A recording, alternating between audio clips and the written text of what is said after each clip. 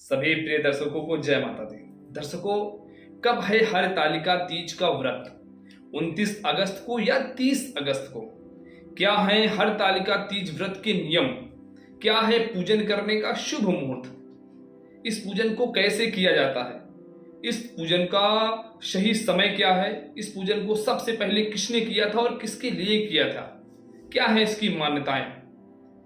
सभी दर्शकों से मैं विनम्र प्रार्थना करता हूं, आप हमारे चैनल को जरूर सब्सक्राइब करें। और अगर आपको मुझसे पर्सनली बात करनी है तो आप मेरे दिए गए नंबर पे कॉल करके अपॉइंटमेंट लेके मुझसे पर्सनली बात कर सकते हैं।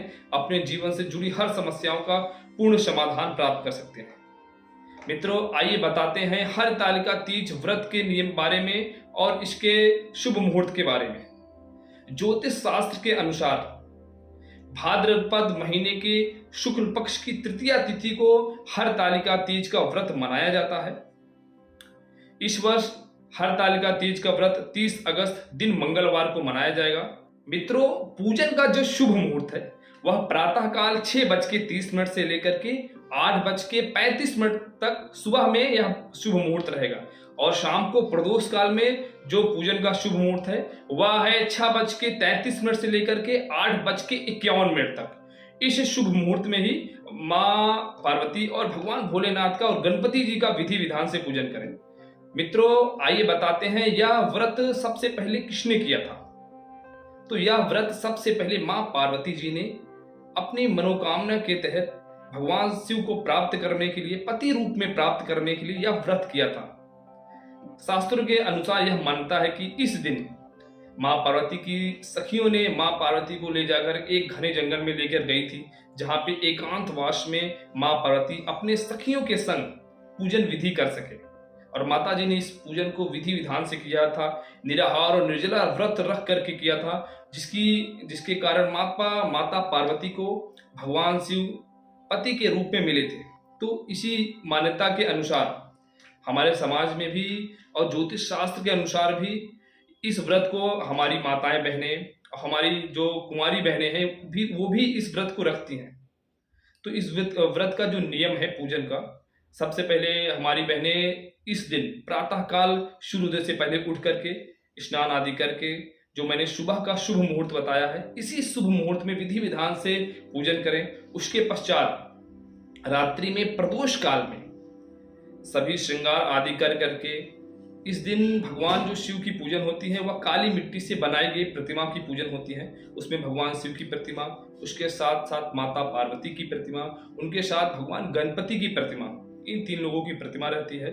सबसे पहले आप या मेरी माताएं बहनें, गाँव में तो माताएं बहनें इस काली मिट्टी से प्रतिमा बनाती हैं, लेकिन शहरों में जो माताएं बहनें हैं वह नहीं बना पाती, तो वो बाजार से खरीद कर लेकर के आती हैं। तो आप अपने घर पे मूर्ति को लेकर के आएं। सबसे पहले जहाँ पे मूर्ति को विस्थापित करना है वहाँ पे गंगा जल छिड़कें। उसके पश्चात वहाँ पर केले का पत्ता बिछाएं।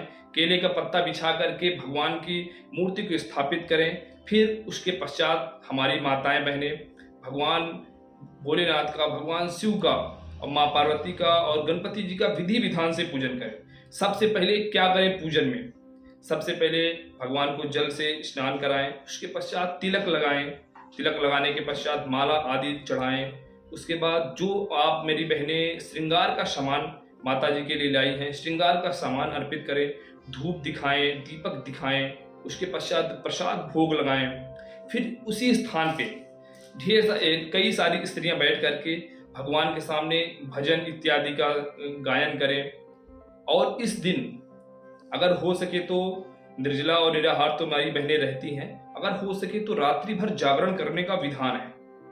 अगर आप मेरी माताएं बहनें जागरण नहीं कर पाती हैं तो कम से कम भूमि पे शयन करें, अर्थात आपको जमीन पे ही सोना चाहिए इस दिन। ऐसा करने से, विधि विधान पूजन करने से भगवान की कृपा आप पे बनती है। और इस पूजन का और इस व्रत को करने से क्या प्राप्त होता है? जो भी बहनें हमारे इस व्रत को करती हैं उनको उनकी सबसे पहले तो सभी मनोकामनाएं पूर्ण होती हैं। उसके पश्चात उनके पति की लंबी आयु होती है, उनका सुहाग सदैव अटल रहता है, उनको संतान की प्राप्ति होती है। जो बहनें मेरी अर्थात जो कुंवारी बहनें हैं उनको अपनी मनोकामना के तहत मनोवांछित वर की प्राप्ति होती है और उनके जीवन में कभी किसी चीज की कमी नहीं होती है। व्रत करने के पश्चात जो मैंने नियम बताए हैं, इस नियम के तरह आप विधि विधान से व्रत करें, पूजन करें। इसके पश्चात दूसरे दिन अर्थात 31 अगस्त को पारायण का क्या नियम है। पारायण जो करेंगे आप प्रातःकाल 3:10 से लेकर के 5:28 तक प्रातःकाल में भद्रा का समय रहेगा। तो इस काल में आप बिल्कुल भी पारायण ना करें। 5:28 के पश्चात ही आप पारायण करें, अपना व्रत खोलें। इसके पश्चात व्रत खोलने के पश्चात हो सके तो गंगा जल के साथ ही व्रत जरूर खोले बहने। और आपको हमारी वीडियो कैसी लगी और ऐसी अच्छी वीडियो के लिए हमारे चैनल को जरूर सब्सक्राइब करें और लाइक करें और कमेंट में जय माता दी और जय भोलेनाथ जरूर लिखें। अगर आपको मुझसे पर्सनली बात करनी है या किसी भी जानकारी के लिए तो मेरे दिए गए नंबर पे कॉल करके आप मुझसे पर्सनली बात कर सकते हैं। जय माता दी।